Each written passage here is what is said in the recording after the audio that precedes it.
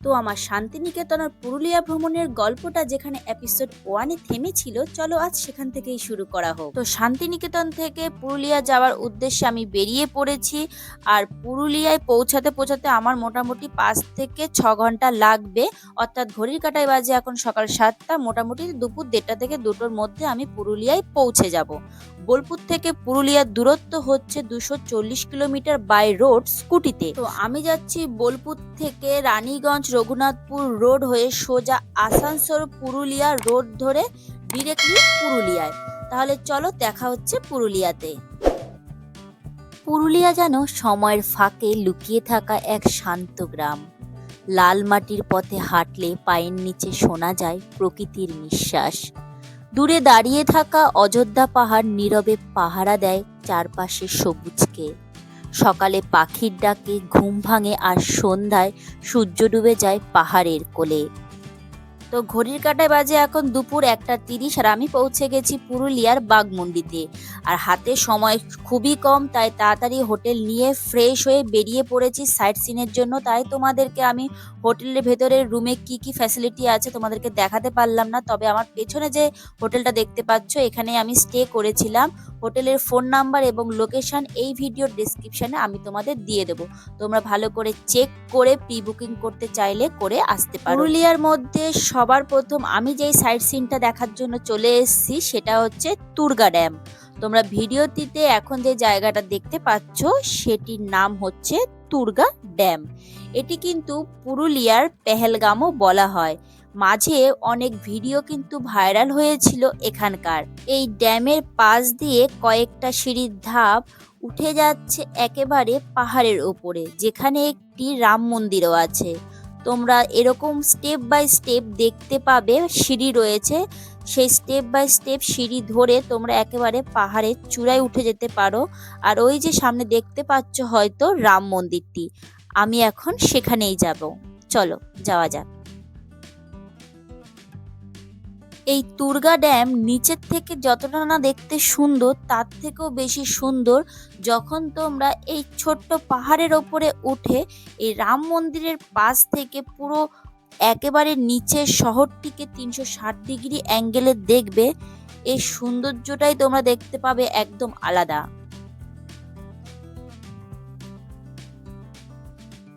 চলো এবার রাম মন্দিরটি কেমন দেখতে তোমাদেরকে দেখাই।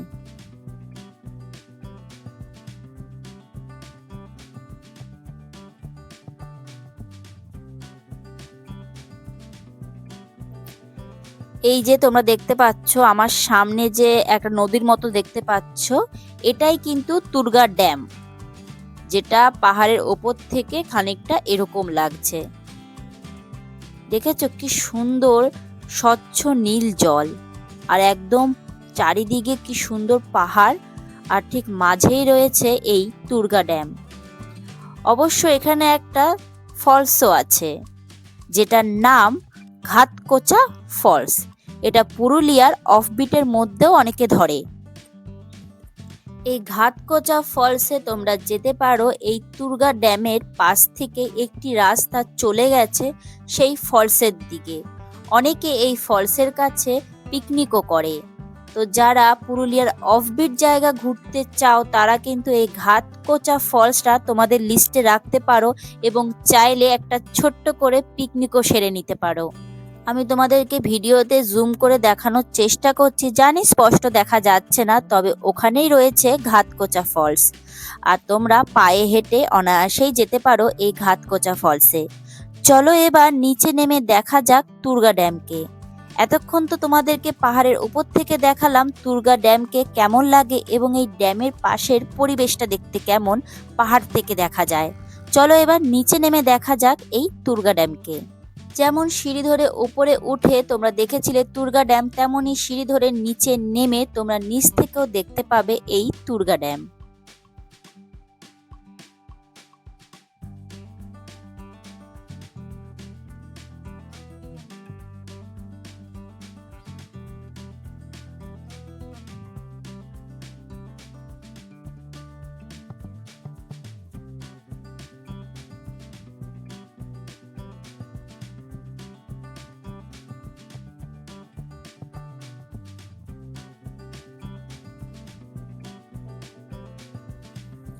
আমি নেক্সট যে জায়গায় যাচ্ছি সেটির নাম হচ্ছে তুর্গা ফলস।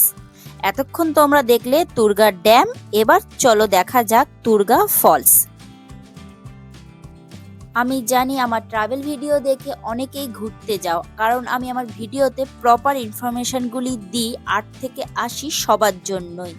তো যারা আমার বয়স্ক বন্ধুরা আছো এবং যাদের পায়ে প্রচণ্ড পরিমাণে ব্যথা, তাদের জন্য একটা মোস্ট ইম্পর্টেন্ট ইনফরমেশন হচ্ছে, তোমরা যখন পুরুলিয়ায় তুর্গা ফলস দেখতে আসবে, এই ফলসটা কিন্তু প্রচণ্ড নিচে, অর্থাৎ পাহাড় থেকে প্রচণ্ড নিচে। এখানে প্রপার কোনো সিঁড়ি নেই, একেবারে পাথরের গা বেয়ে তোমাদেরকে স্টেপ বাই স্টেপ নেমে কিন্তু এই তুর্গা ফলস দেখতে যেতে হবে।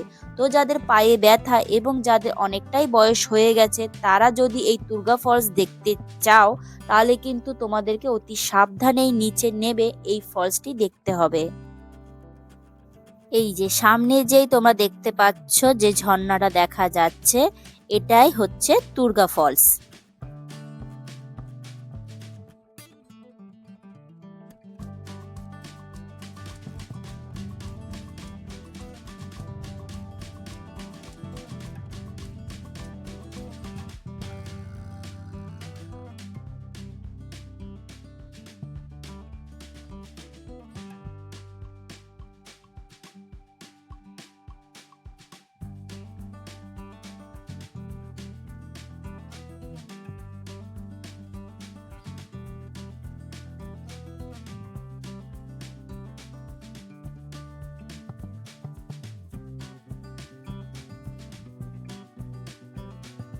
এই যে পেছনে দেখতে পাচ্ছ তুর্গা ফলস, আর এটা সত্যি খুবই সুন্দর।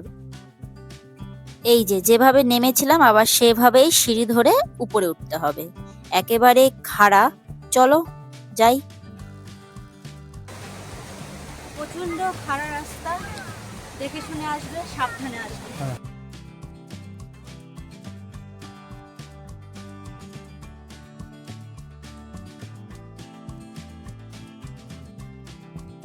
এর পরের ডেস্টিনেশন আমার হচ্ছে বামনি ফলস।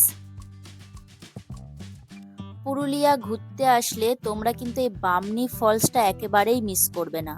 এই বামনি ফলসটা কিন্তু পুরুলিয়ার একটা ফেমাস ফলস বলতে পারো। এটা অনেকটাই বড় ফলস, আর এটা মানে কি বলবো, পুরুলিয়ার সবচেয়ে ফেমাস, মানে এই ফলসটাই দেখতে অনেকে আসে।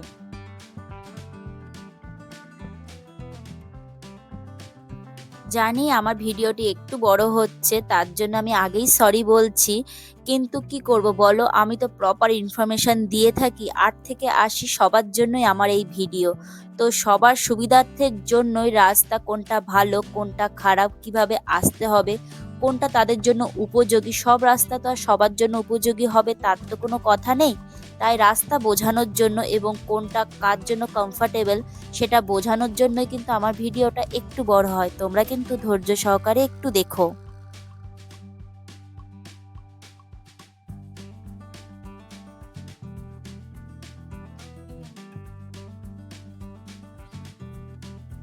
এই ভিডিওতে যে ফলসটা দেখতে পাচ্ছ এটাই হচ্ছে বামনি ফলস, আর এটা পুরুলিয়ার সবচেয়ে বড় ফলস। দেখো কতটা সুন্দর এই ফলসটা দেখতে।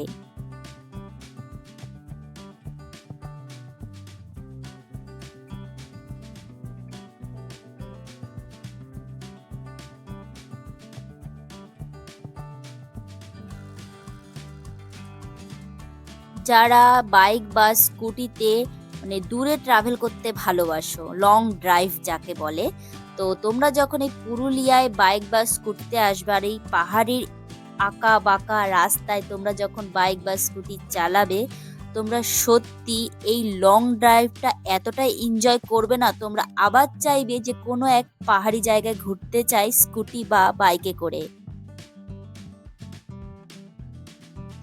এবারের ডেস্টিনেশন আমার মার্বেল রক, এটাকে মার্বেল ড্যামও বলা হয়, আবার মার্বেল লেকও বলা হয়। চলো দেখা যাক। পুরুলিয়ায় মার্বেল লেককে অনেকে পরিত্যক্ত পাথর খনিও বলে, কিন্তু একসময় মার্বেল পাথর তোলা হতো এখান থেকে। দীর্ঘদিন ধরে খনন বন্ধ থাকায় বৃষ্টির জল জমে জমে তৈরি হয় এই নীলচে লেক। চারপাশে সাদা ধূসর পাথরের দেয়ালে লেকটি মার্বেলের মতো রূপ দেয়। ধীরে ধীরে হয়ে ওঠে এটি পুরুলিয়ার এক শান্ত অচেনা সৌন্দর্যের ঠিকানা।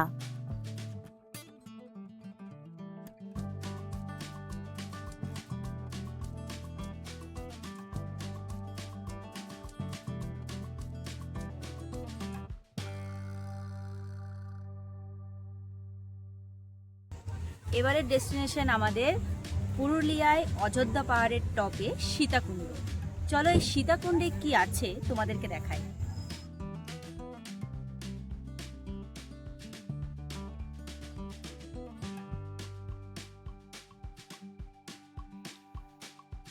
জানো তো, ঘুরতে গেলে অনেক কিছুর অভিজ্ঞতা হয়, তেমনই একটি অভিজ্ঞতা হয়েছে আজ।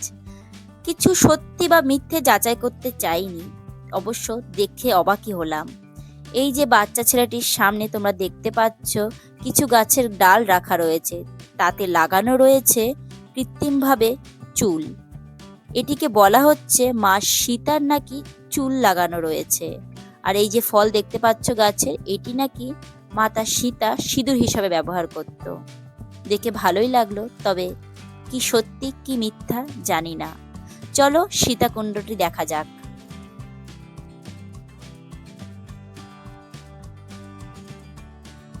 সামনে যে দেখতে পাচ্ছ একটি কুয়োর মতো জায়গা, এটি হচ্ছে সীতাকুণ্ড। বলা হয় প্রাচীনকালে এই সীতাকুণ্ড শ্রী লক্ষণজি মাটিতে তীর ছুঁড়ে সীতা দেবীর তৃষ্ণা মেটানোর জন্য তৈরি করেছিলেন বলে বিশ্বাস করা হয়। সারা বছর ধরে এই কুণ্ডতে জল দেখা যায়।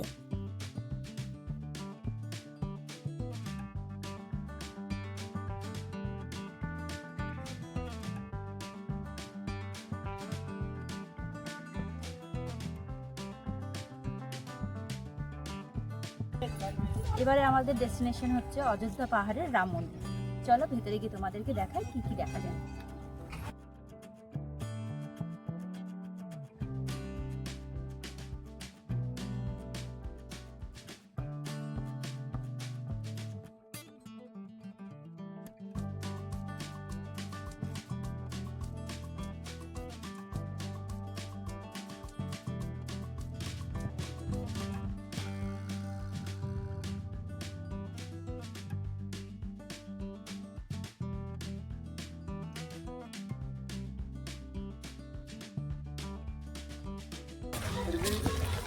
নাগপঞ্চমী পাইন ফল বলে, দরজাতে ঝুলিয়ে রাখলে সাপ কিছু থাকে না।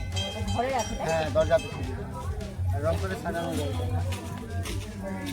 এটা কি হচ্ছে ওটা ওটা মোটা ফল যদি কারো ঘাস পামস পামস করে বাচ্চাদের কাজ করে যে টাইম দেয়।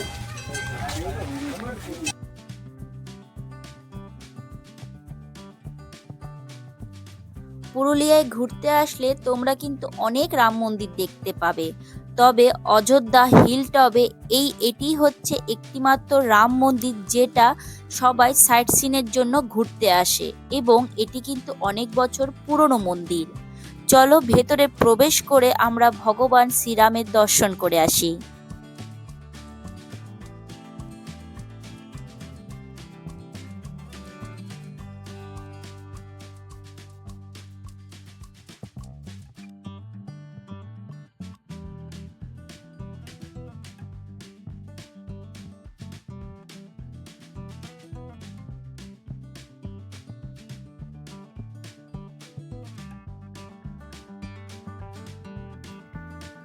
মন্দিরে প্রবেশ করলে মন্দিরের চারিদিকে তোমরা যখন তাকাবে, মন্দিরের দেয়ালে চিত্রের মাধ্যমে ফুটিয়ে তোলা হয়েছে শ্রী রামচন্দ্রের জীবন কাহিনী।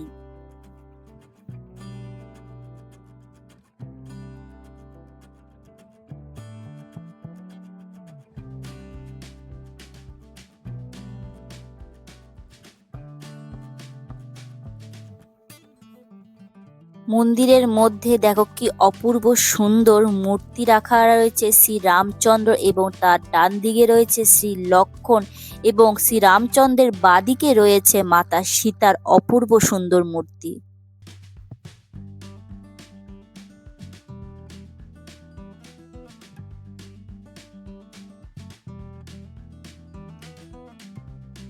ভগবান রামের তো দর্শন হয়ে গেল। চলো এবার মন্দিরের চারিপাশটা একবার প্রদক্ষিণ করে আসি।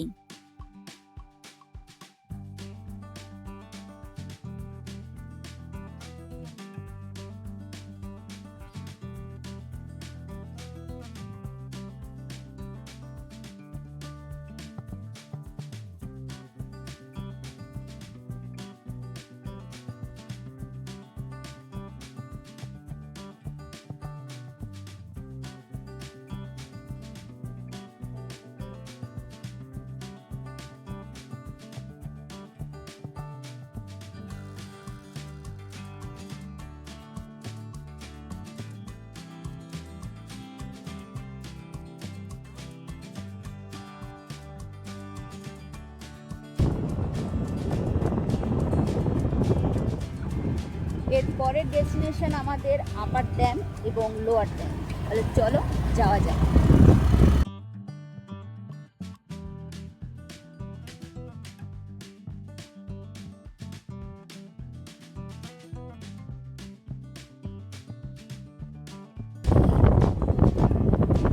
শীতকালে আসলে তোমরা এখানে বসে পিকনিকও করতে পারো, বিরাট বড় জায়গা।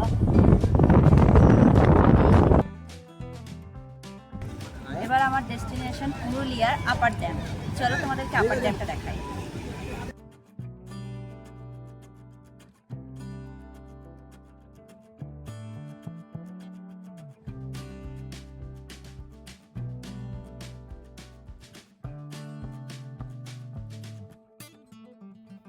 পুরুলিয়ার upper dam Purulia pump storage highlight power প্রজেক্টের অংশ, যা অযোধ্যা পাহাড়ের কাছে একটি উদ্বোধনী প্রকৌশলীগত কীর্তি। বামনী নদীর ওপর দুটি বাঁধ আপার ড্যাম এবং লোয়ার ড্যাম ব্যবহার করে আপার ড্যামে জল পাম্প করে এর থেকে শক্তি সঞ্চয় করা হয়।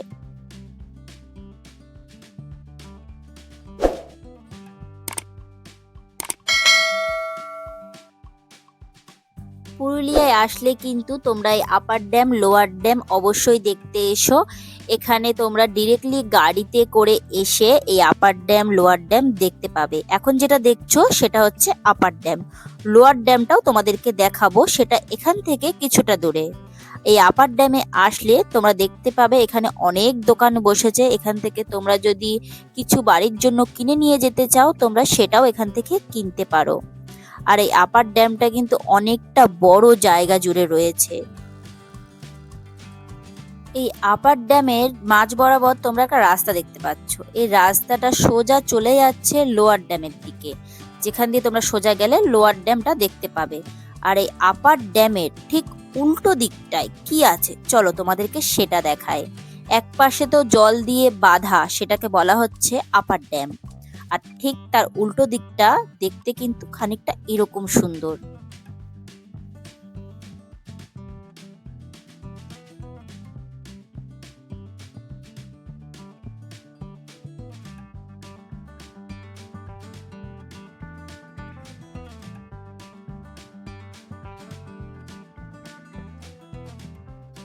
চলো আমাদের আপার ড্যাম দেখা হয়ে গেছে, এবার সোজা রাস্তা ধরে আমরা যাব লোয়ার ড্যামের দিকে।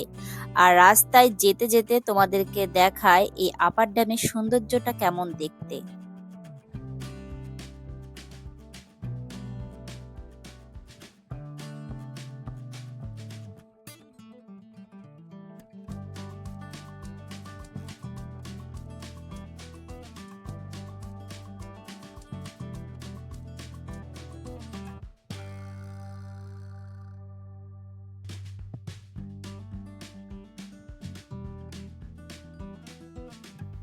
ভগবান কি সুন্দর প্রকৃতি সৃষ্টি করেছে, তাই না? আর মানুষও সৃষ্টি করছে এই প্রকৃতির মাঝে কি অদ্ভুত জিনিস। দেখো একটু আগে ওই দূরের পাহাড়টায় আপার ড্যাম দেখতে গেছিলাম। আর দেখো এই আঁকাবাঁকা রাস্তা, যা কিনা মানুষের দ্বারা সৃষ্টি, যেটা কিন্তু দূর থেকে দেখলে বোঝাই যায় না এই পাহাড়ের মাঝে এরকম আঁকাবাঁকা রাস্তা রয়েছে। আর সে আঁকাবাঁকা রাস্তা ধরে এবার যাচ্ছি লোয়ার ড্যাম দেখতে।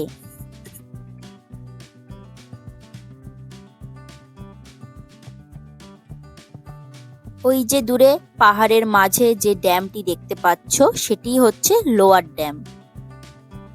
এর মাঝেও কিন্তু রাস্তা রয়েছে, যেমন আপার ড্যামটার মাঝে রাস্তা রয়েছিল, এক পাশে ড্যাম এক পাশে খালি, ঠিক কিন্তু এটাতেও রয়েছে।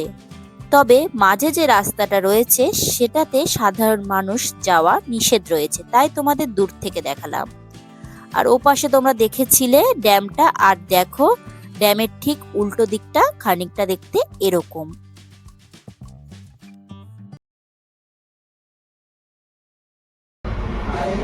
সারাদিন পুরো ঘোরাঘুরি করার পর, সাইট সিন সব কিছু দেখার পর ভীষণ টায়ার্ড। এখন 4:10 বাকি। এবার লাঞ্চ করব। চিকেন থালি অর্ডার করেছি, দেখা যাক কী কী দিচ্ছে, তোমাদেরকে সব কিছু জানাবো। আর চিকেন থালির টোটাল নিচ্ছে হচ্ছে 200 টাকা করে পার হেড। তাতে অনেক কিছুই আছে দেখলাম, তো দেখি কী কী থাকে তোমাদেরকে দেখাবো, দেখতে থাকো। খাওয়ার পরও আরও 2-3টে সাইট সিন দেখার ইচ্ছে আছে, দেখা যাক কতদূর কি করা যায়। অলরেডি বিকেল 4টে বেজে গেছে, আর পাহাড়ে খুব তাড়াতাড়ি সন্ধে নামে, তো তাড়াতাড়ি খেতে হবে। এই হলো আমার দুপুরে লাঞ্চ, ভাত, আলু ভাজা, পাঁপড়, আলু পোস্ত, আর এটা কি বুঝতে পারছি না, এটা সবজি, এটা আলু পোস্ত, ডাল, চাটনি, আর আমার এই লঙ্কা পেঁয়াজ থাকবে, আর চিকেন এখানে 2 পিস, টোটাল 200 টাকা।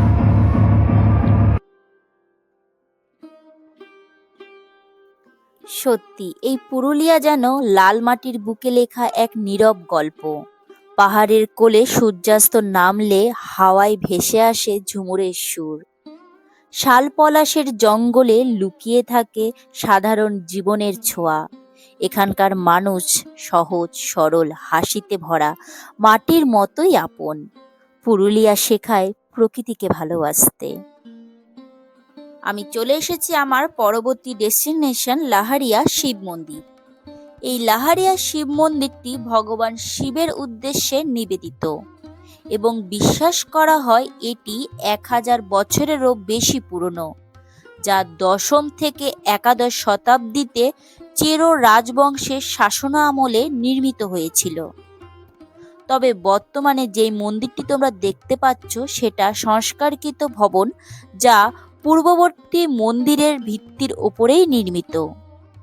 মন্দিরের প্রাঙ্গণে আরও অনেক হিন্দু দেবদেবীর উদ্দেশ্যে নিবেদিত বেশ কিছু মন্দির রয়েছে। তোমরা যদি চাও এই মন্দিরে এসে পুজো বা অঞ্জলি দিতে, তোমরা চাইলে সেটাও করতে পারো। মন্দিরের ভেতরে ঠাকুরমশাই থাকেন, তোমরা নাম গোত্র বলে এখানে অঞ্জলি দিতে পারো। মন্দিরটি অনেকটা জায়গা জুড়ে বিস্তৃত, তোমরা চাইলে খানিকক্ষণ সময় এই মন্দির প্রাঙ্গণে বসে কাটাতে পারো।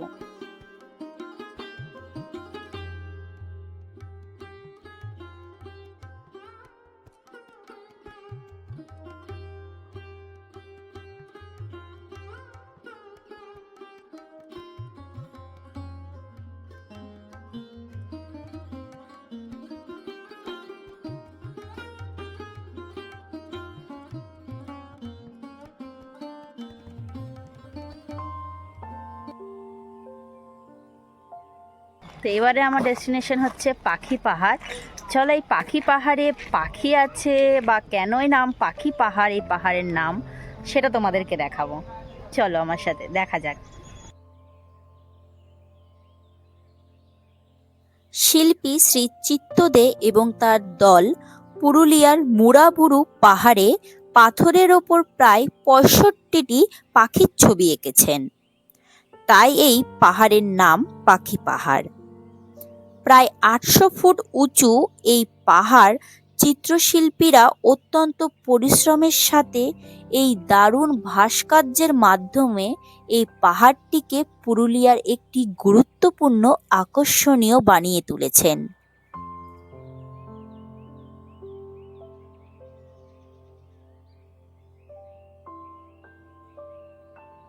এই পাখি পাহাড়ে তোমরা যদি আসো, দেখতে পাবে পুরো জঙ্গলের ভেতর দিয়ে রাস্তা। আর তোমরা যদি সন্ধেবেলায় আসো, খুব দারুণ একটা রোমাঞ্চকর অভিজ্ঞতা হবে। তোমরা আমার পেছনে দেখতে পাচ্ছ পুরো কিন্তু জঙ্গলের ভেতর দিয়ে রাস্তা। দেখতে থাকো ভিডিও, সামনেটা দেখো কতটা সুন্দর। সত্যি এখানে আসলে এটি কেবল একটি পাহাড় নয়, বরং একটি জীবন্ত ক্যানভাস, যেখানে প্রকৃতি এবং ইতিহাস এবং শিল্প একত্রিত হয়ে আছে। পাহাড়ের পাদদেশে পৌঁছানোর আগেই তুমি মহুয়া এবং শালবনের মধ্যে দিয়ে প্রতিধ্বনি হওয়া কিচিরমিচির শব্দ শুনতে পাবে, যা তোমার মনকে একটা অ্যাডভেঞ্চারের সাথে নিয়ে যাবে।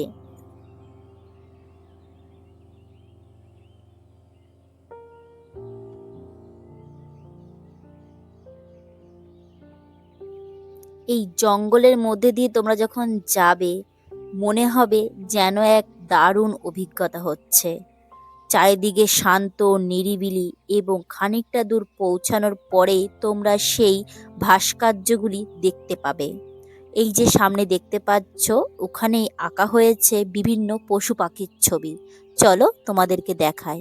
এই দেখো কত সুন্দর পাথরের গায়ে খোদাই করে আঁকা হয়েছে বিভিন্ন পাখি এবং পশুর ছবি।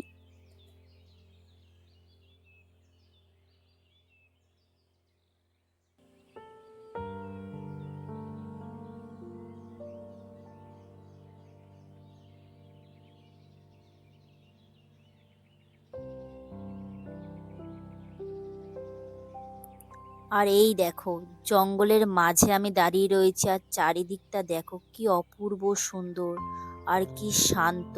সত্যি কলকাতার ওই কোলাহল, গাড়ির আওয়াজ, চারিদিকে এত শব্দ, এত লোকজন, সব কিছু ছেড়ে এই মাঝে এসে মনটা আমার সত্যি শান্ত হয়ে গেছে। এখানে যেন মনে হচ্ছে ঘড়ির কাঁটা আর চলছেই না, এত দারুণ পরিবেশ। সত্যি তোমরা পুরুলিয়া ঘুরতে আসলে কিছু দেখো আর না দেখো, মানে কোনটা ছেড়ে কোনটা দেখতে বলবো আমি জানি না। সত্যি এই পাখি পাহাড় দেখে আমি সত্যি মুগ্ধ হয়ে গেছি। আর তোমরা যদি পারো ঠিক মানে বিকেল আর সন্ধ্যের মাঝামাঝি সময়টাতে যদি তোমরা আসো, আমার মনে হয় তোমাদের খুব ভালো লাগবে। আমার তো এই সময় এসে সত্যি খুব ভালো লেগেছে, আর আমার মনে হয় তোমাদেরও খুব ভালো লাগবে এই পাখি পাহাড়ে এসে।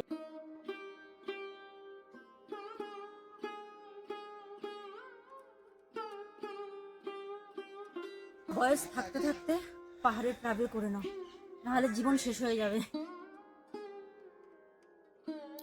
আর এটি হচ্ছে সেই পাহাড় যার নাম পাখি পাহাড়।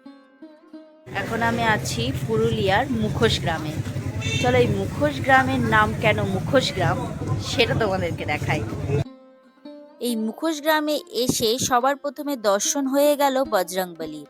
চলো এবার বজরংবলীর আশীর্বাদ নিয়ে প্রবেশ করি মুখোশ গ্রামে।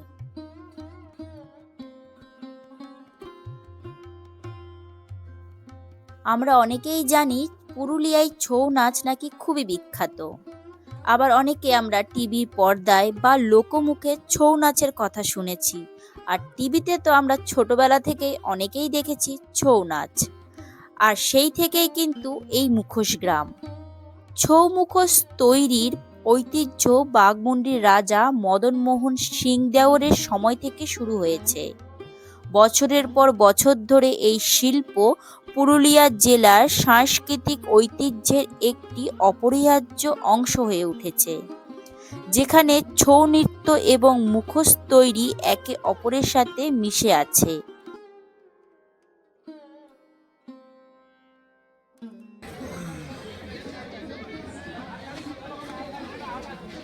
একটু এটা একটু দেখি না, এটা কোনটা? এই যে এটা দেখো। হ্যাঁ হ্যাঁ হ্যাঁ,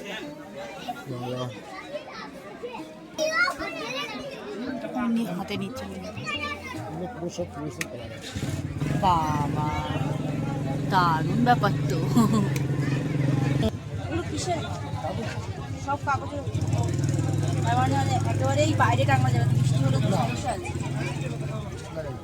বৃষ্টি জল লাগানো যায়, জল লাগানো এমন জায়গায় লাগাতে হবে যাতে বৃষ্টি যাতে না হয়। দেওয়ালেও যদি ড্যাম থাকে তাহলে নষ্ট হয়ে যাবে। এটা মানে মূর্তিটা মানে কিসের উপরে? এটা কৃষ্ণকলি, এটা রামকলি। আচ্ছা, আচ্ছা, দুটো কালার।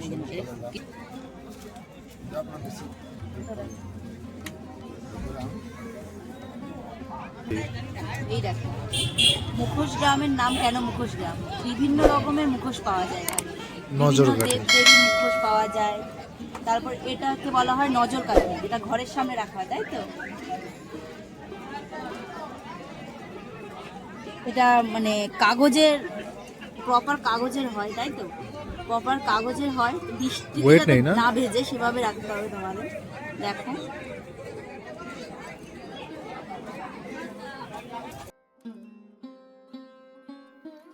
এই যে এখানে দেখতে পাচ্ছ একটি মাঠের মধ্যে কয়েকটা দোকান বসেছে মেলার মতো। এখানে প্রত্যেকটা দোকানেই কিন্তু বিক্রি হচ্ছে হাতে বানানো মুখোশ।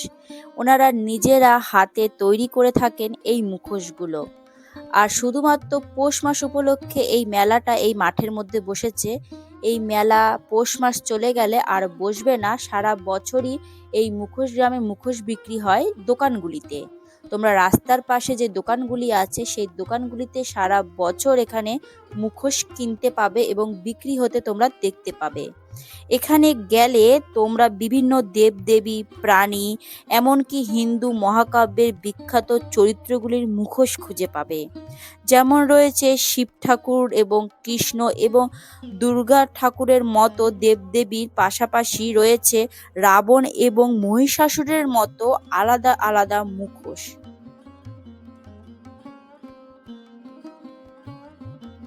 যারা ঘুরতে ভালোবাসো শীতকালে, শীতে শান্তিনিকেতন ও পুরুলিয়া ভ্রমণ সিরিজে তোমাদেরকে আমি এপিসোড 1 এবং এপিসোড 2 এই দুটি ভিডিওর মাধ্যমে দেখানোর চেষ্টা করেছি কলকাতা থেকে বাই রোডে স্কুটিতে শান্তিনিকেতন, আবার শান্তিনিকেতন থেকে পুরুলিয়ায় কিভাবে আসবে, কোথায় থাকবে, কি কি দেখবে, সম্পূর্ণ তথ্য দেওয়ার চেষ্টা করেছি।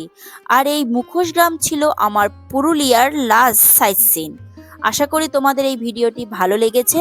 যদি ভিডিওটি ভালো লেগে থাকে তাহলে অবশ্যই একটি লাইক করে দিও। আর এরকম নতুন নতুন জায়গার ভিডিও দেখতে চাইলে অবশ্যই আমার চ্যানেলটিকে সাবস্ক্রাইব করে আমার পাশে থেকো। তাহলে আজকের জন্য টাটা, দেখা হচ্ছে নেক্সট ভিডিওতে। তোমরা ভালো থেকো।